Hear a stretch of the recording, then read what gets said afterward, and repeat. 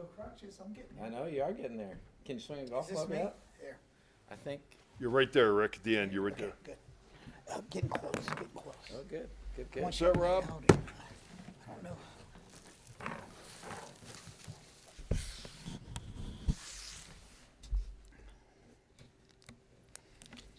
Okay. He's a great guy. You'll like him. This is going to be an informal session. We'll start with a brief introduction and then allow Rick Prowlis to speak and also Mark to speak, and then questions and answers after that.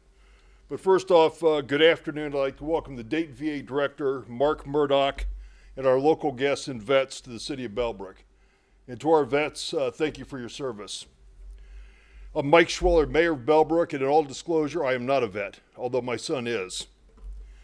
Joining me in sponsoring this event is Greene County Commissioner Rick Prowlis, and Rick will be talking in a few minutes. Also with us this afternoon is Deputy Mayor of Bellbrook, Forrest Greenwood. If you want to stand up, Forrest, raise your hand. We're on The vet. TV. And also back in the TV room is our City Manager, Rob Schomer. By way of background, this meeting started about November of 2020 when Rick hosted a meeting very similar to this with Director Murdoch out of Wright State.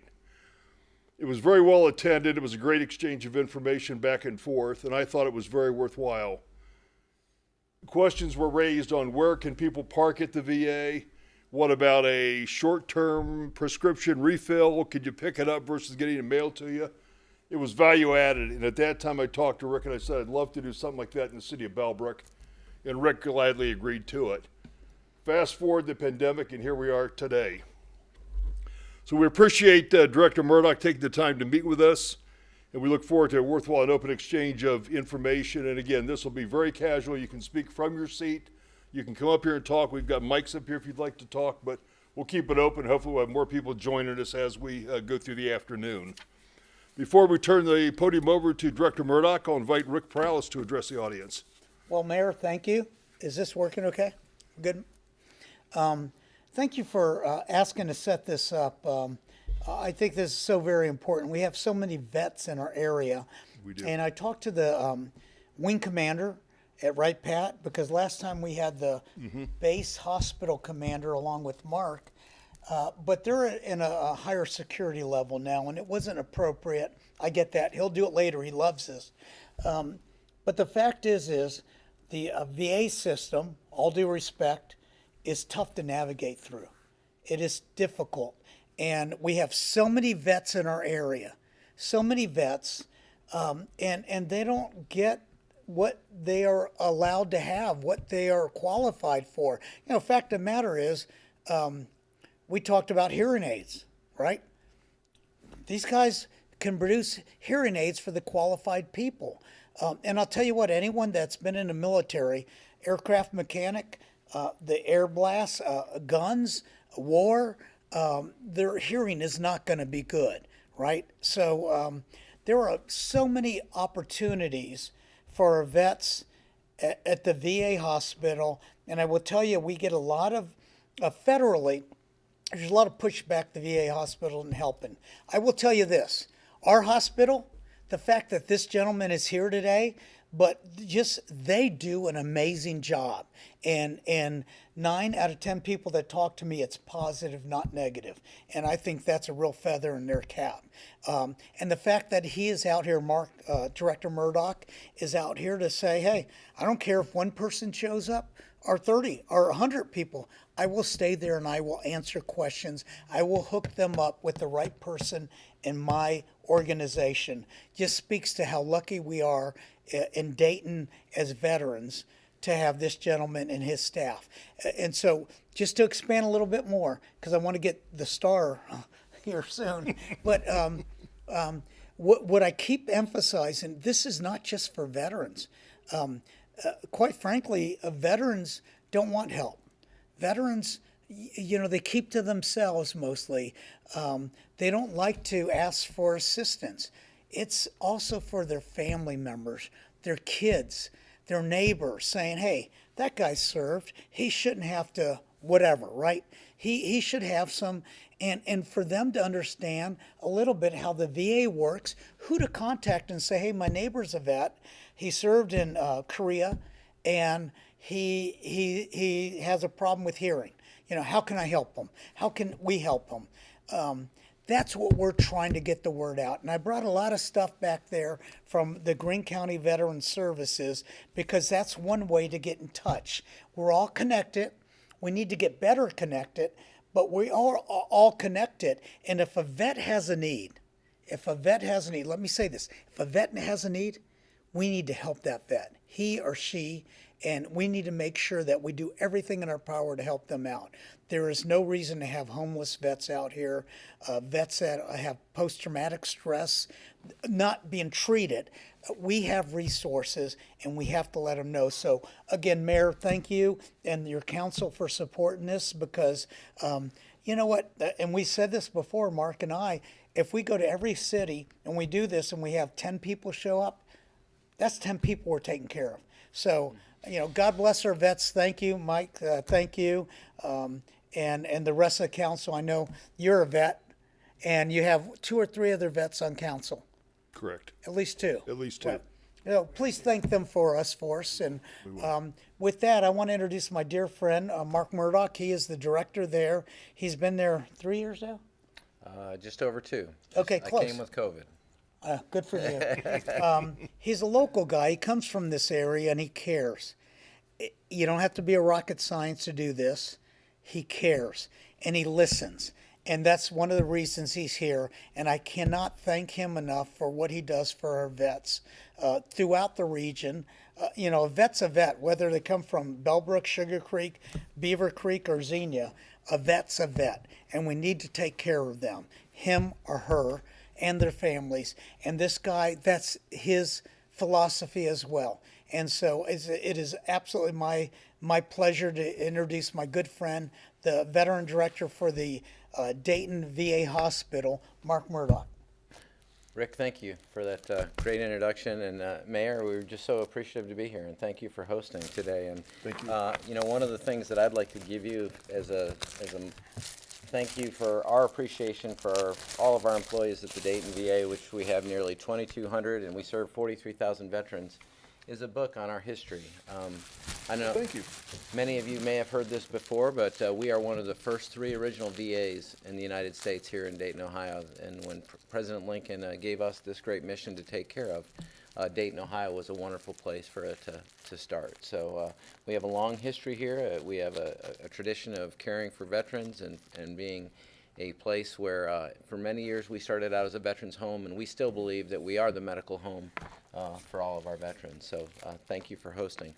This is a great opportunity for us to get out and really talk. A couple of years ago, I don't know if you go back to when Glenn Costi was my boss here at the Dayton VA, we had some problems across the nation as far as with access to care for veterans. And you couldn't open a newspaper or watch a television show without hearing about the VA. And it was really a low point for us. And, one of the things that happened throughout the country was just the way that veterans had migrated across the country. So they went to certain geographical areas, Phoenix specifically, and we just couldn't keep up with the infrastructure, with the amount of providers that were needed, with the way the population shifted, and it really, kind of became a national crisis.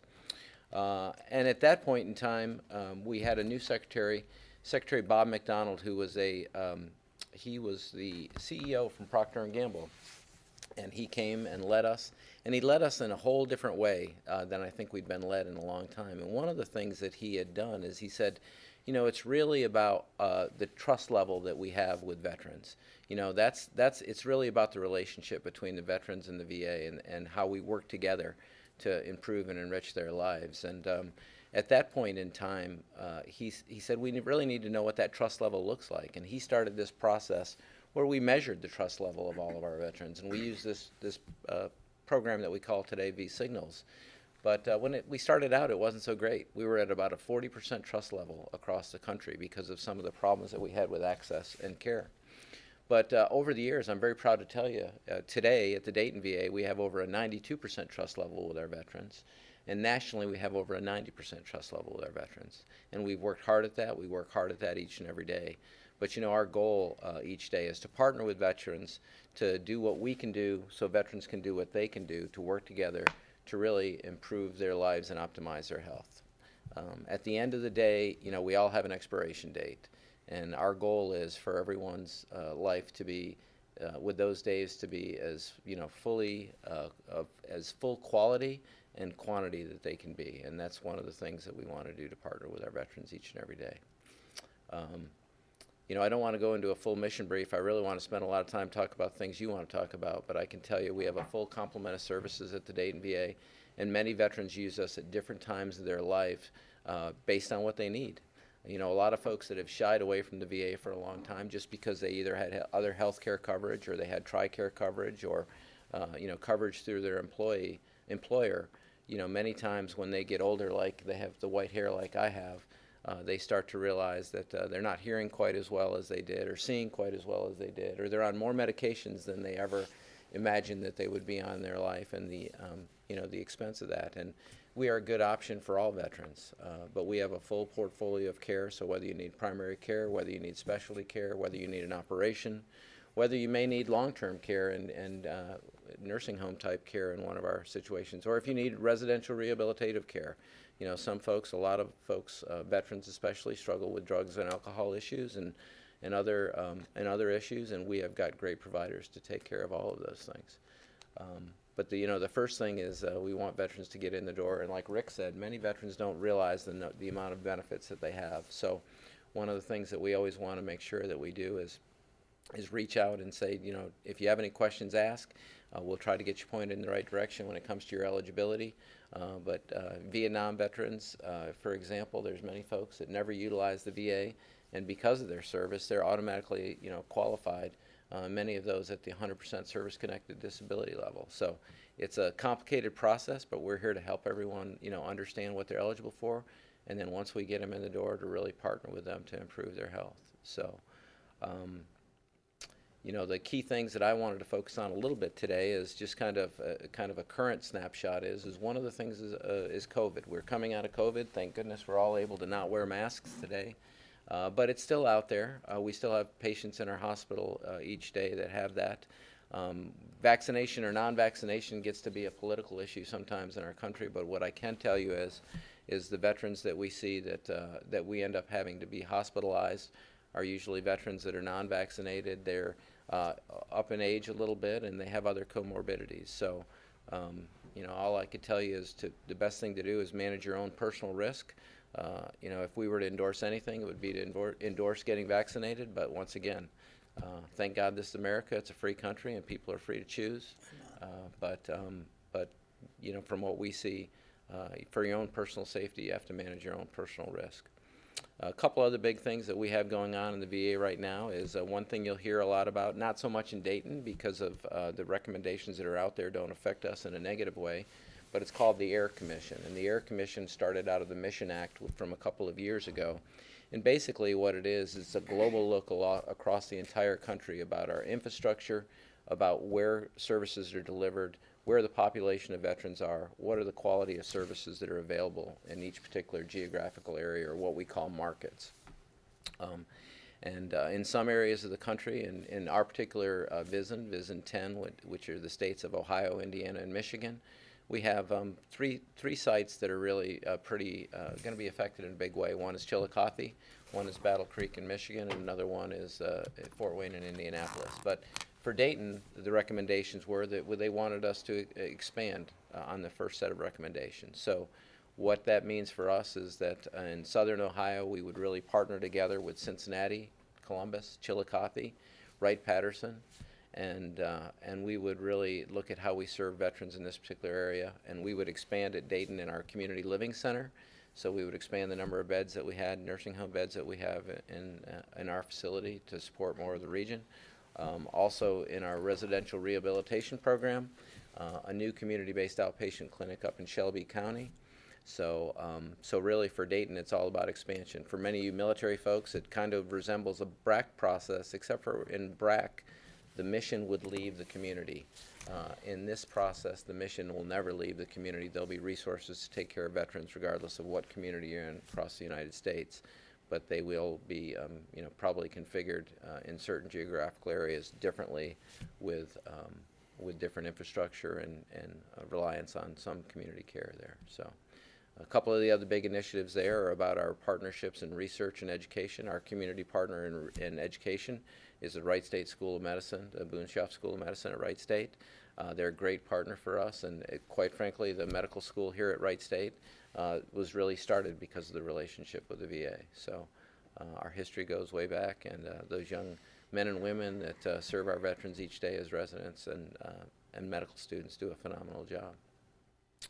And the last kind of big update that I wanted to give you that we're going through right now across the entire VA, but especially here at the Dayton VA, we will be fully implemented or start our implementation next March, is the new electronic health record. And for us, what that means is that we'll be on the same page with our partners in the DoD. So when each one of you raised your right hand to support and defend the Constitution of the United States against all enemies, foreign and domestic, and started in your military health care, that record will follow with our new new enlistees and officers through their time of all their service and then into the VA. A couple of big things that are going to be huge about that. It's going to be a lot easier to assess people's compensation and pension. It's going to have a huge impact on research, medical research across the country, especially within the Department of Defense and the VA, and then also the use of artificial intelligence in medical decision making. So we're very, very excited about that. Those are the big updates that I wanted to give you. We're the 16th largest employer in the Miami Valley. We have over 2,100 employees. We serve over 43,000 veterans.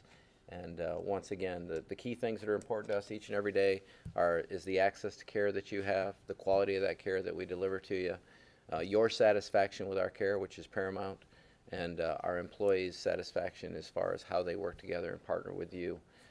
And lastly, because we all have a responsibility, we want to be good stewards of our taxpayer dollars. So that's important to us as well. So the decisions we make based on some of that are vitally important.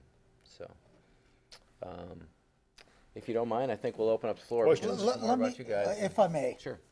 Mayor, Go ahead. first, this is being taped and will be run. Right, yeah. And so thank you for making this important enough to be taped. We may not have many people here. It doesn't matter. They need to know that they're reaching out, right? So we have 5 now, including you, Rhonda. We may have a dozen or 2 dozen. It doesn't matter. They need to know we care and we want to reach out. So, Mark, I'd ask you to tell the audience, televised audience, if they have a beginning question about, I have someone, I know someone, my father's someone, I am someone, a VA, where do they start in this process? So I'd say if you're stumped, the first thing that I would have you do is reach out to our patient advocate office. And the reason, because everyone's an advocate for veterans, and we want everyone to have an access point. So if you have a question, many of the things that come through our patient advocate's office isn't just about something that didn't go well, or it's many times it's about helping navigate the system. So right. I think the other part is our county veteran service officers are great advocates and help navigate through the system. They understand the system a little bit better than most folks do. But I would say come to our patient advocates. And what's the number there? Rhonda? She'll find it out before we're done, okay? We'll get it to everyone Yes. in the room. The starting number. Yeah. Okay. No, the main number. Yeah. And, well, just dial, the main number, dial Which is- 937-268-6511 and ask the operator for the patient advocate, and Perfect. they'll get you connected. Perfect. Yeah. Thank you so much. And again, to further follow up on Commissioner Prowlis' comments, this is going to be live streamed on our webpage. If you go to the City of Bellbrook homepage, there will be a link to get access to the entire discussion this afternoon. Great. Director Murdoch, one of the things that when I attended back in November, it seemed like there's a lot of questions with regards to prescription refills. Everything from, I guess it's all done through mail order right now, and then people I know said that they would like to be able to come out and pick it up directly if they needed a quick supply before they get ready to leave town or something like that. Could you elaborate on that a little bit for us? Sure. So sometimes that happens in many different ways. Most of our patients have a primary care team that they can contact. So if they have any special requests through that, they'll contact the primary care team. They can contact the pharmacy directly. Sometimes when people are in a crisis, they'll go to our emergency room because they need emergency meds and they need a refill between some of their prescription is elapsed, and for some reason they weren't able to get in time, or they're going to have to make some changes. If veterans are in a different community, many of our veterans are snowbirds, they can go to the veteran traveling coordinator in any VA across the country, and they can also help them with some of those issues. But the other thing is that if you call back to our main number, 937-268-6511, 24 hours a day, 7 days a week, 365 days a year, we have a pharmacy call center that can really guide veterans through and direct them what they need to do and where they need to go. Makes it easy for them. Thank you. Yeah. Does anyone from the audience have questions at this point? Let me ask one more ahead, question Ray. to kind of frame right. Would you talk a little bit about all the services? I know there's tons. You could take 2 hours, but just the services, because I don't think even people like me that are close to it understand what you do and all the opportunities you have from the beginning of life to the end of life, drug treatment. Could you just kind of briefly give a synopsis of that? Sure. I'll kind of put them into buckets for you. And, one of the things that people, I've been a director in different communities, and people, really don't always understand what the VA does, especially, non-veterans when you go to a community. But, we have a full portfolio of services for veterans. So it really starts out in primary care, that basic provider and team that you have on a daily basis that really are the ones that you go to first for your care. That help you get to specialists, that help get diagnostic tests run for you, that refill and help you prescribe your prescriptions. And we have a very comprehensive team for your primary care for all of our veterans. They have a 4-person team. So they have a doctor, they have an RN, they have a clerk, and then they also have an LPN. So those 4 people manage about 1,200 patients each, and they do a phenomenal job with that. And quite frankly, that's a pretty good ratio compared to what you see in the private sector. So they do a great team. But then we have specialty care. So whether it's gastroenterology, whether it's you need to go see the dermatologist, whether you need to go see any of other internal medicine specialists, cardiologists. We have specialty care. We also have surgical care. Oh, excuse me. So in Dayton, we have general surgeons, orthopedic surgeons, ENT surgeons, plastic surgeons, and in our system we have just about every other surgical capability. And then we have long-term care. So many folks aren't familiar with, but we have our long-term care facility at the Dayton VA. And for many veterans, if based on their geography and based on their service connection, we also have contracted nursing homes throughout the area as well that we work with. And then to your point, mental health is one of our core services. Mental health we continue to see grow and grow more. One of the things for all of us when we were veterans is that was the last place that you wanted to go, because usually meant a ticket out of the military. So a lot of people kind of hid their feelings, hid some of the issues that they were dealing with. But we want veterans to know that era is gone, and that we are here to really help them, especially veterans in crisis. One of the stories that you'll hear all the time is about veterans and suicide, and 22 veterans a day. Well, all but about 6 of those veterans a day are not utilizing any type of VA care or mental health care. And the one thing that I will tell you is we have thousands of veterans each day that come to VA facilities across the country in crisis. We have many in the Dayton VA that they'll come through our emergency room and they just have suicidal ideations. There's too much crap going on in their life. They're overwhelmed. They come in, they get care, they go home, and never act out on those suicidal thoughts that they have. And that's the true message is that if you need help, we're here. Please don't hesitate. Many people feel overwhelmed with their lives. There's stress and anxiety throughout our entire lives these days, and it doesn't matter which stage of life you're in. And we want to make sure that our veterans know that they can reach out for those mental health care services. Even end of life, hospice.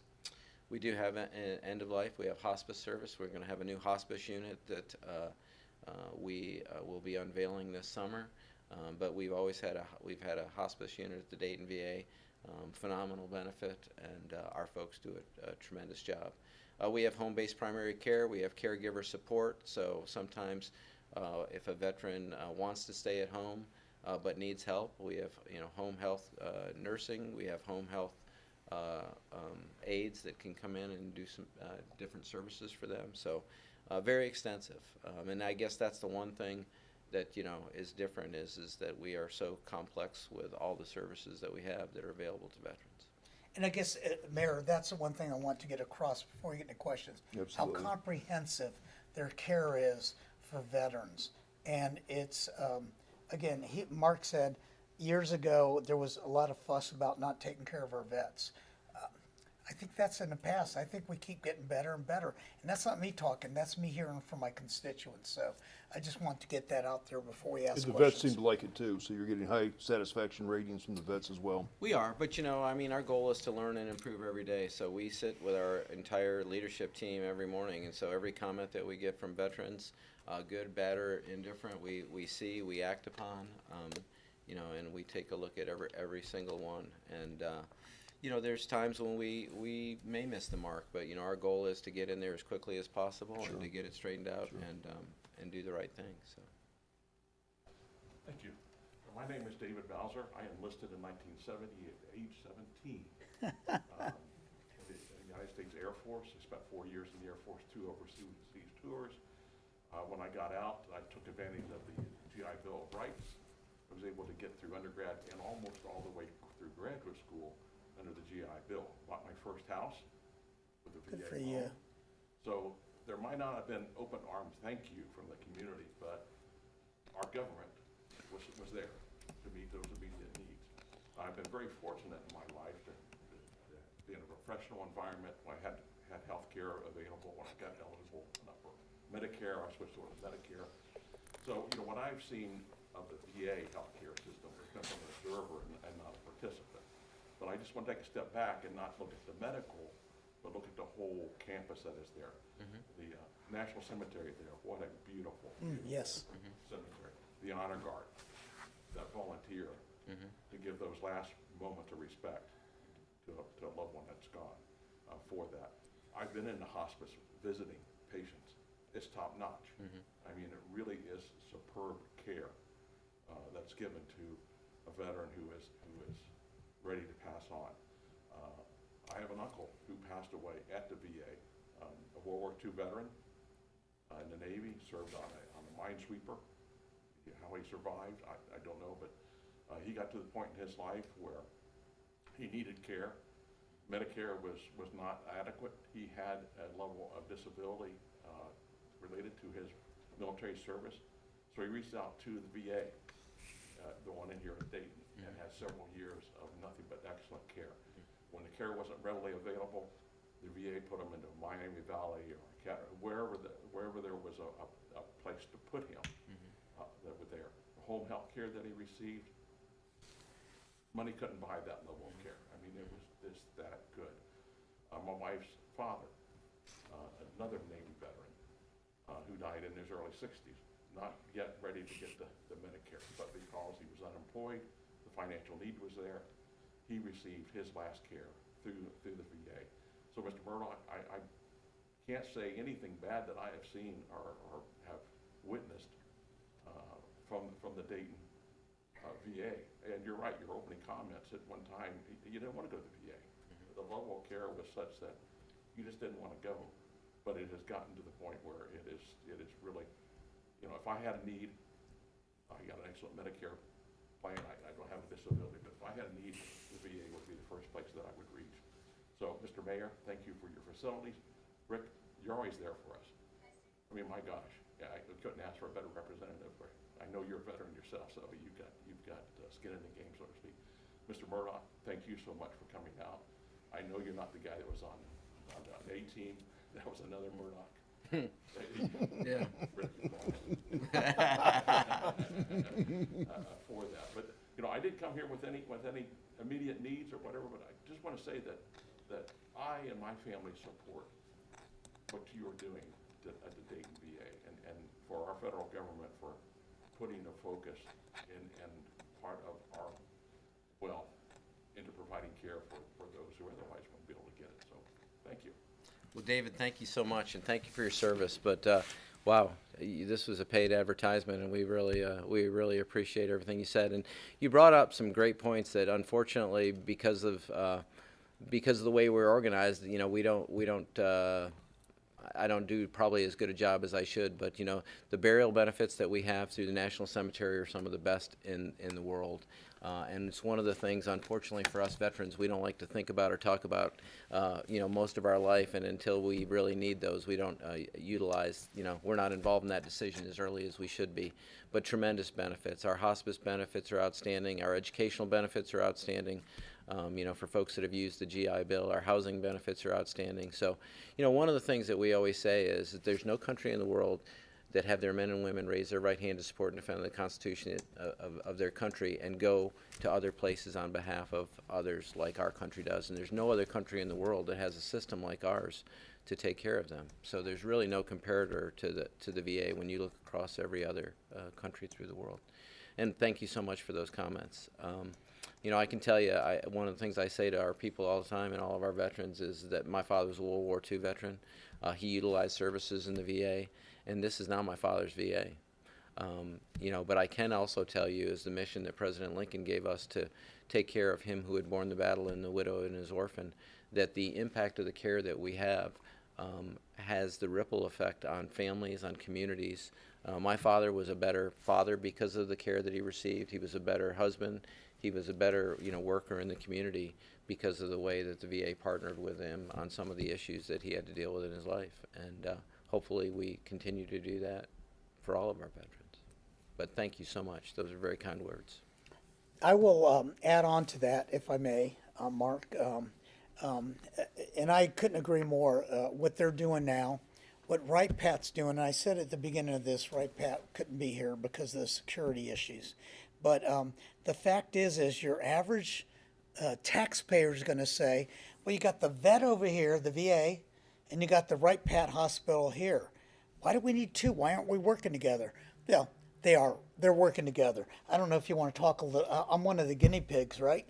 I'm doing the VA hospital and the Wright Pat Hospital, but they are working together. There's been times where they've had to do construction in one of the surgery rooms, right? Mm-hmm. And the other facility would take on all their patients. And I mean, they are doing what they should have been doing a long time ago, but they weren't, you know, for whatever reason. You want to say anything about that? Sure. Your I mean, relationship with about Wright 4 or Pat? 5 years ago, we established what we called the Buckeye Federal Health Consortium. So it's the 4 VA facilities and Wright-Patterson Medical Center really coming together to look for ways to work together more effectively. I can tell you, you know, one of the reasons that in the past that we didn't work together quite as well is, you know, especially coming from the Air Force and the Department of Defense.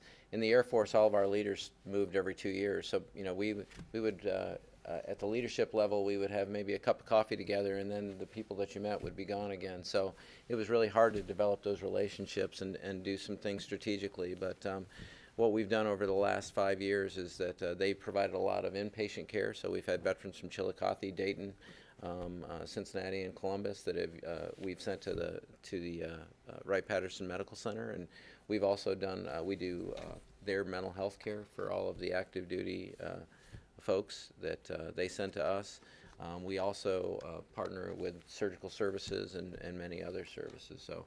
And the thing that you're involved with, Rick, is that for our dually eligible veterans that are eligible for both TRICARE and for VA services that have traditionally used TRICARE historically, they can go to our clinic that we have at Wright-Patterson Medical Center and utilize both sets of their benefits. They can utilize their VA benefits if they'd like to utilize those, or they can utilize their TRICARE benefits and be seen. Working well. Yeah, Thank you. it is working well. Thank you.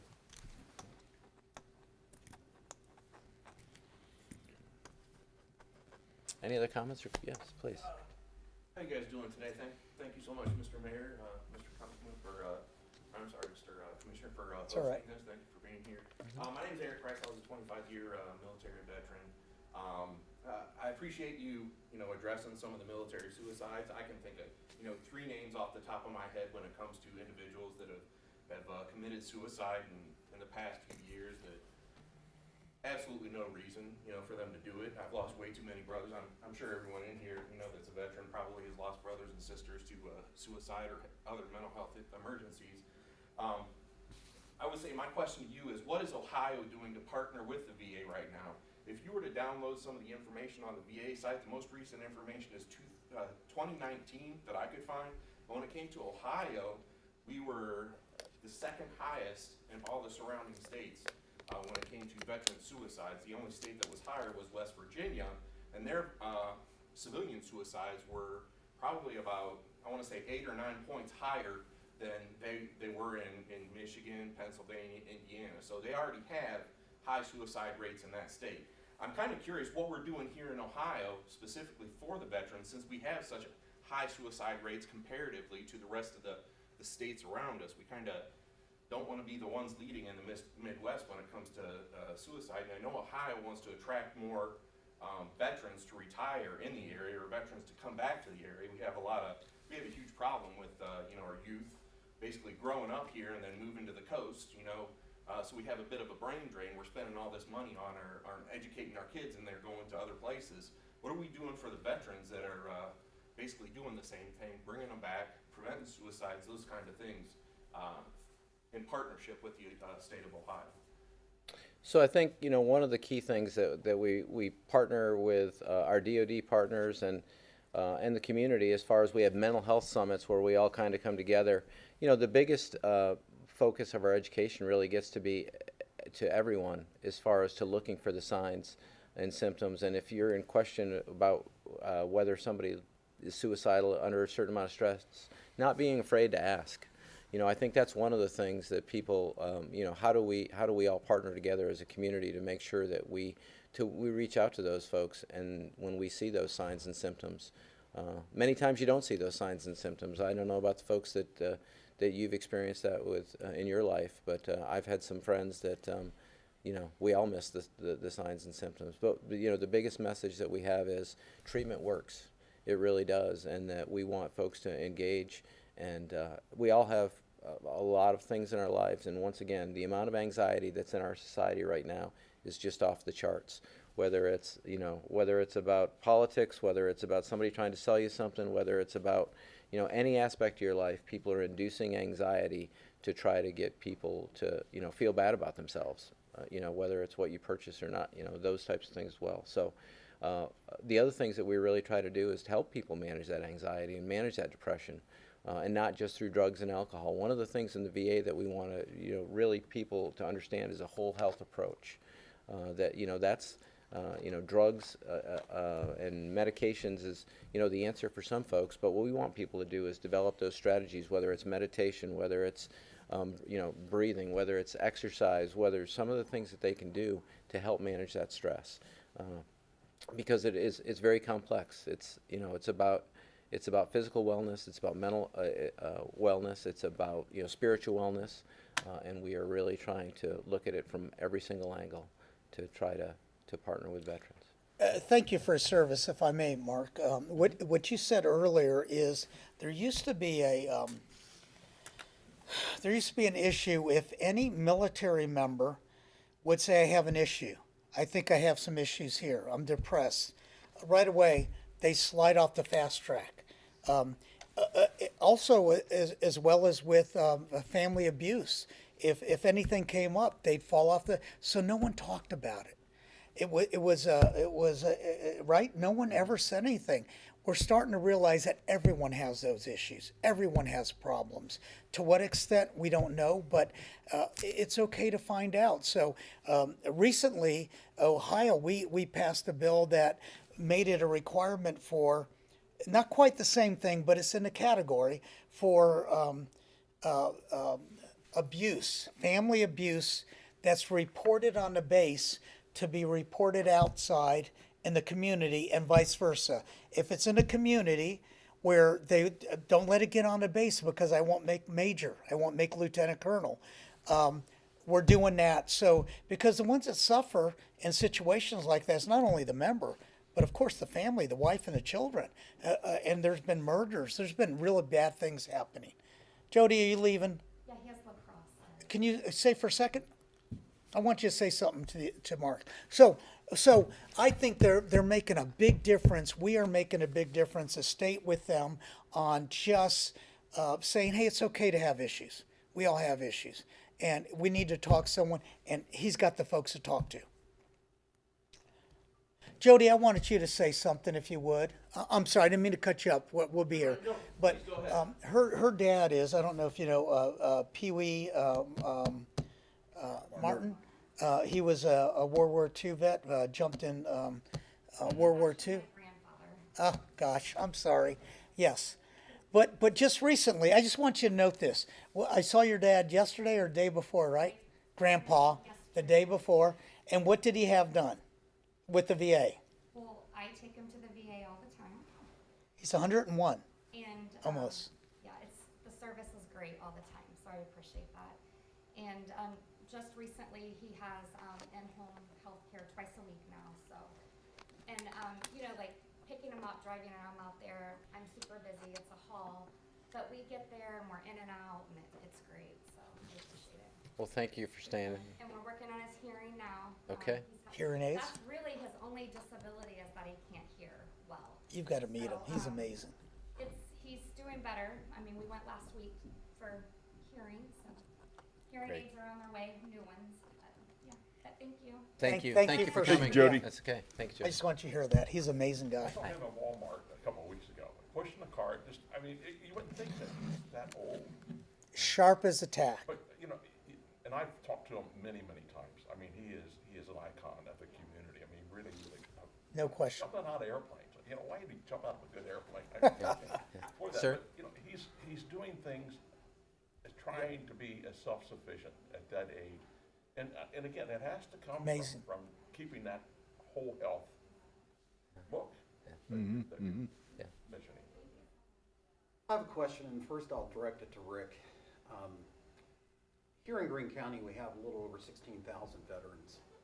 Last year, the dollar amount that was set aside for veterans was a little over $2.3 million. Of that, only $792,000 was actually used for the veterans, which is about 34%. The remaining money that could have been used for things that we're talking about here tonight, health benefits, medical benefits, were not given to the veterans, but rather the $1.6 million was used by the Greene County Commissioners.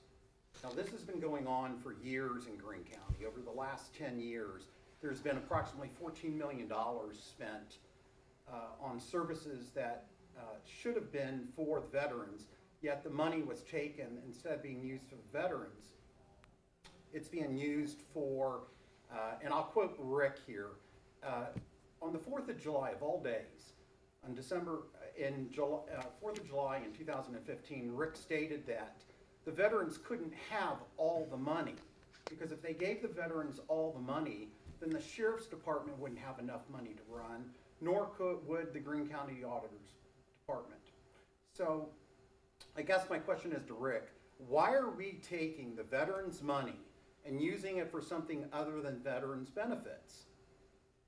Why aren't we using the additional money, asking for additional money, Rick, and using that towards health care for the veterans? We have the money. So why aren't we using it? It's almost $14 million last decade. You said this in 2015 when you were a state representative. You knew this was going on, and now you're a Greene County Commissioner. And you're up here at this meeting talking about benefits and health issues with the veterans, yet you're unwilling to spend the money that's allocated for them here in Greene County. But it's also, Mr. Murdoch, this is the same problem in Montgomery County. So commissioners across the state are doing the same thing because it's allowed by state law.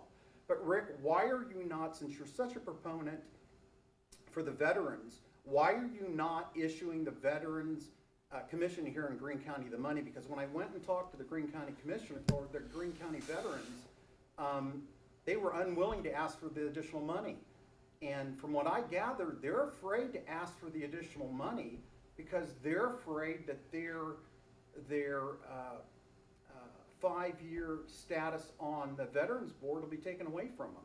So they don't want to rock the boat. So Rick, what's your answer on that? Why are you not giving the veterans all the money that they deserve so that we can spend it like for health care or medical benefits, death benefits? Why are we not doing that? Are you done with your question, Mr. Stafford? Yes. Good, okay. So I will tell you, that's not the purpose of this meeting. The purpose of this meeting is to talk to veterans and family members about the clarity of how we do this. You already know good and well, and God bless you for taking the veterans on. I know you're not a veteran. I don't believe you ever served, but thank you for helping our veterans. But this is not the time or My place. father was a Don't, disabled please, vet. please, please don't interrupt. My father was a Guys, Mayor, I'm a citizen. Don't guys. I'm a It's him. citizen of This is not the state. purpose I live of in this Green meeting. County. But the Mr. purpose- Stafford, so I'm it's asking not you the why you're purpose, not and spending you the know John, this where is to not the go and forum how for to that. do that. If I could That ask is you. not why we're doing this today. Rick. So go to You a, don't want to answer the question. John, whatever this you is not the say. forum for Thank you that. for being here, though. Thank you. Are there any other questions from vets about health care? Or comments, Comments. please? I, first contact with, VA was my grandfather, World War I vet, early 70s, contracted bone cancer. We had him back and forth Cincinnati. And, at that time, the VAs, I think, might have been in a state of flux. There was, there were some issues. And, we got through that. He passed away, and then my father, who was lived in Phoenix, he was a World War II veteran, and he went to the VA, and his service was somewhat questionable. I mean, there were some issues there that you didn't really see in regular hospitals and stuff. And then my stepfather went to the Dayton VA back in the 80s, and from my experience from the two previous experiences, it was night and day. He was treated, he was welcomed. They brought him in with a primary care. That's your focal point. If you've ever been kind of sick and you got different doctors, specialists, or whatever, that primary doctor is the orchestrator of making sure things don't clash and things are going the right direction, categorizing all your care and everything. And he had that, and he had melanoma. He came down with melanoma. He had been going to the VA for about 2 years, not for melanoma, but he contracted melanoma during that time. And his care just went right on.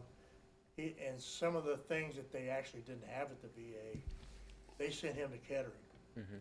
He had to have, they were trying to find it in other places in his body. So, he had an infinite amount of whatever he needed. And it prolonged his life, and he eventually passed. But I was just really impressed about the care that he received under the conditions that he had got into with the cancer. And I started going to the VA, not that I have to or anything. I'm retired military, and I got retired civil service. But I go to the VA because I like it. I appreciate the fact that when you walk in there, how can I help you? If you lost somebody, we'll stop and take time and say, look, what do you need? And I say, I'm trying to find it. They'll walk you down there. I mean, that means a lot. So during this past couple of years, my mother, she had some dementia, and her health was going down. And I had checked in some of these assisted living homes. And, she didn't have a lot of money. She had some money saved in Social Security. And one of the things that the homes would bring up, say, look, is there anybody in the family that was a veteran? And her husband was a Korean vet. And I said, that's good, because we can apply for assistance for you for the home, which was like $1,200 a month, which put her in that would have made it possible for her to do that. But unfortunately, her health declined pretty quick, and we never got to that point. And then there's an issue with my wife, who was born at Camp Lejeune in 1954. And over those years, they had benzene in the water. And if anybody's stationed at those, there's a certain period of years, if they have developed any kind of cancers, they can go to the VA, even though they're not a veteran, but they were living on base. She was born there. She was drinking the water, you know, infant. The whole family, my father-in-law, mother-in-law, and then her brother. So that's a benefit, you know. They're trying to take care of their wrongs. You know, back then, who would have known, you know. So, and then here recently I've read, and the Gulf Wars, the burning pits and all that stuff, they're opening that up to people that maybe have lung diseases, cancers, things that those types of issues would have created medical problems. They want to take care of it. And it's, you know, when you pony up like that and say, look, we shouldn't have been doing it, we're going to fix it, come in, you know, those guys were just doing what they were told. And so I'm impressed with what's going on with the VA. And like you mentioned, the mental health thing, I've seen changes in people's attitudes. You know, I always said, even when I was a teenager, you know, everybody's kind of got their hang-ups, you know, little things that maybe quirky things or whatever. But when you contact the VA, there's always an opportunity.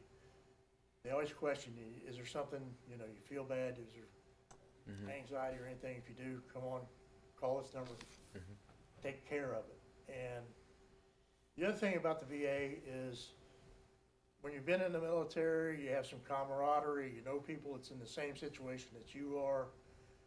When you go there, you meet people, it's like going home.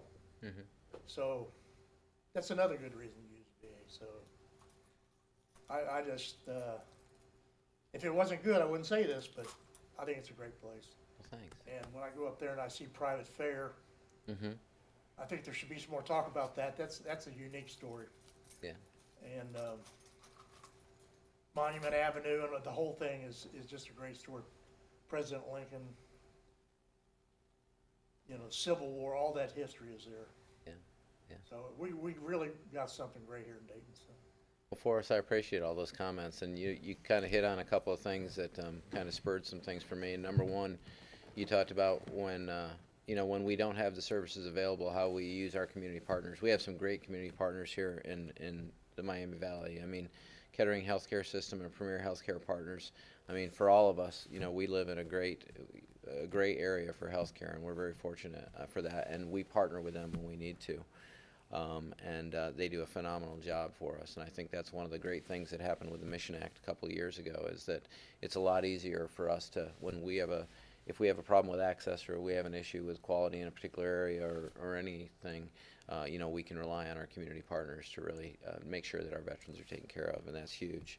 The history piece, private fare, you know, one of the things that's going to be very exciting on our campus here in the next year is there's a committee that has put together a Lincoln statue, and it's a beautiful statue. I've seen it firsthand. It's going to be on our campus. And the one thing I want you to understand about the Dayton VA campus is you're going to have President Lincoln, who really started the VA, and really it was his vision to make sure that we took care of veterans in our country.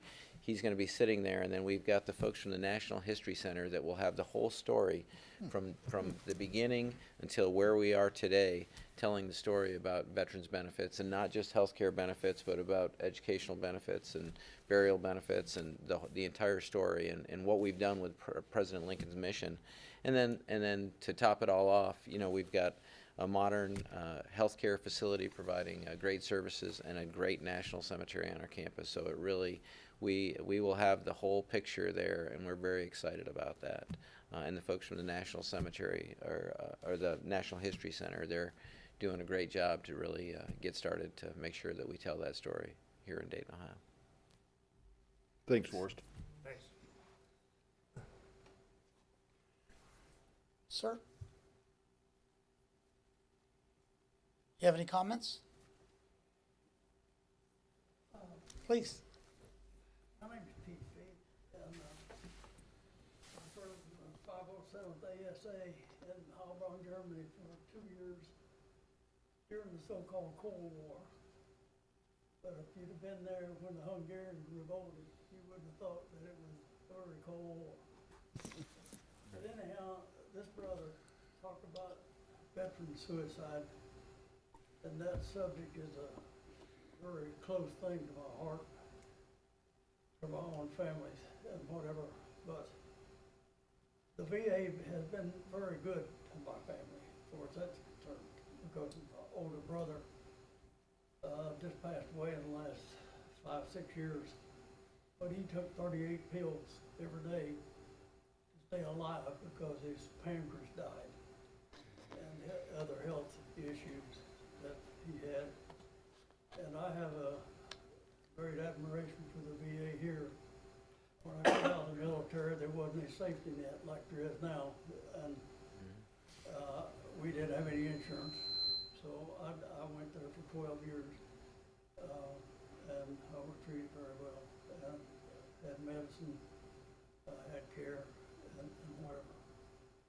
But to get back to this brother's subject of suicide, I was just thinking that after you've been in the military, you feel like a brother to all military people everywhere where you meet.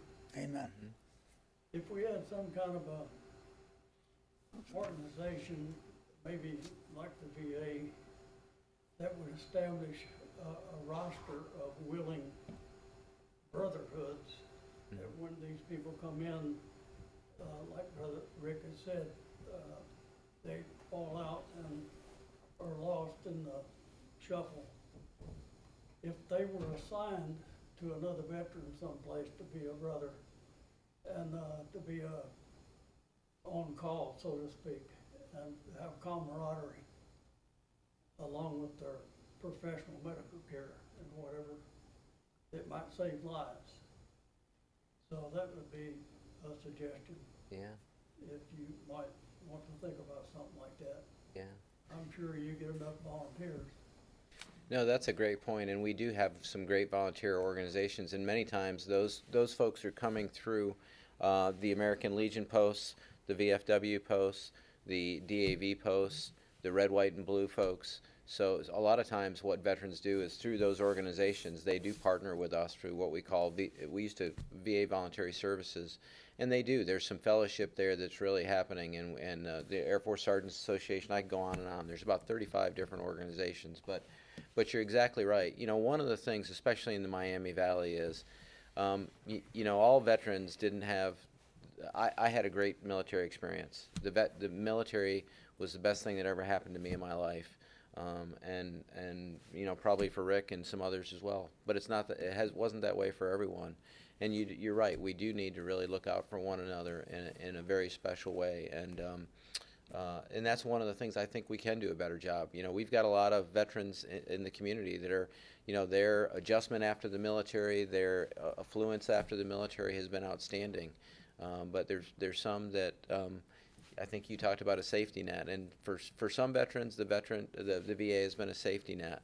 But what we want all veterans to understand is it's not just a safety net, but it's really there to be a partner in any of their healthcare needs. And to your point earlier, I think one of the things that we see with veterans is, you know, many veterans do 5, 6, 4, however many years with the military.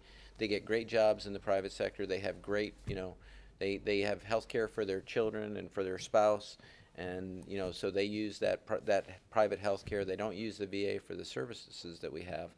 But especially in the mental health arena, the services that we offer are much more expansive than most people have in their private health care plans. And what we want veterans to do is to utilize those services.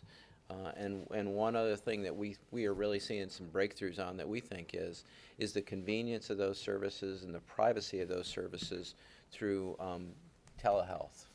That if you're struggling and you don't want to have somebody see you walk into a mental health clinic, or you don't want to, that you can engage with us, you can have those visits from the privacy of your own home, the privacy of your own car, and really be able to have that, you know, one-to-one engagement with a healthcare professional that can help you get through some of those issues. So thank you so much. Those are great comments. with the things that I've studied about suicide, I've come to the conclusion that suicide is a momentary thing. And then the study of people that have tried and failed after they got the proper help and whatever, they were glad it didn't happen. And I think that because it is a momentary thing, at least that's my conclusion, that we could save a lot of our brothers Right. if we just had someone that could get in touch with them or didn't get in touch with them in a moment. Yeah. And also, I pastored 52 years before I retired, and this has happened a number of times during those 50-some years of people that needed someone just for a moment, Absolutely. and it would be passed, and maybe get a new leash on life. Thank you. You know, that's- I'm sorry. I was going to say that's why that's why when somebody's in crisis, when they get to our emergency room and they get right into treatment, when they call that veterans hotline number and talk to somebody and get directed for care. I mean, the amount of saves that we have over those numbers that we don't talk about are tremendous. So, those are the things that you're right. When it's if people can deal with it in the instant, it's Right, and that hotline is a great thing, there's no doubt about that, but I think if it was more personal, and these people were assigned to someone, sure. and they know that they had a brother, Yeah. and it would be a like brother because they're veterans. You know, I will say that the United Way and different organizations around the state, and this is one thing, trying to get them all working together instead of separated, but they have a hotline that's manned by vets. Vets, like you said, understand vets. They get it. And so it's manned by vets to help a vet out. And so we get that. We're working towards that end. Is it fast enough? I'm not sure, but we are working that way. That's a great point. Thank you.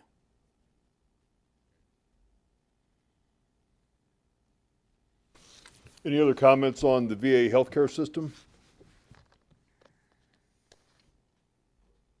Does that make sense? If you'd like to speak again, please do. Sir, I don't hear good, I've got my hearing aids, but I'm. On the VA, I'm sure. I just asked if anyone else has any questions, if they'd like to speak. Any other questions? You have any other questions or any comments? No, thank you so much. I'm Thank you, sorry. thank you. I'm the Any same comments? Maureen, nothing? Thank you for your service. I just got a quick commercial, actually. When you guys walk through the VA, you see a female with a blue beret on there. I'm sure you walk by her, all the veterans in there walk by her. Her name's Melissa Osterbahn. She was a great security forces member. She was a dog handler. She ended up working for me. But Melissa Osterbrand, say hi to her when you walk past her for me. Absolutely. Thank you, thank you. Oh, Mayor, I will say one thing if we're done, if we're getting ready to finish. Yeah, For all the folks listening on the TV, this VA, I think you said different than your father. Someone said that, right? Different than your father's VA. They listen. They care. They are concerned. This gentleman will call someone directly, not say, hey, I'll have my chief of staff call that person. If there's something that's urgent, he will take that on. That's the kind of care we're getting from this VA. And so I just ask all the folks that couldn't be here today, and we'll have more of these with the hospital, base hospital, but to call them and ask the question. And I'll tell you what, it'll get to this guy, the director, and he'll make sure it goes to the right spot. He's hired good people. They're doing great things across the spectrum. So it's up to us, not the vets here in this room, but us as far as family and friends to tell vets that need help, hey, have you tried the VA? Give them a call or call for them, help them out.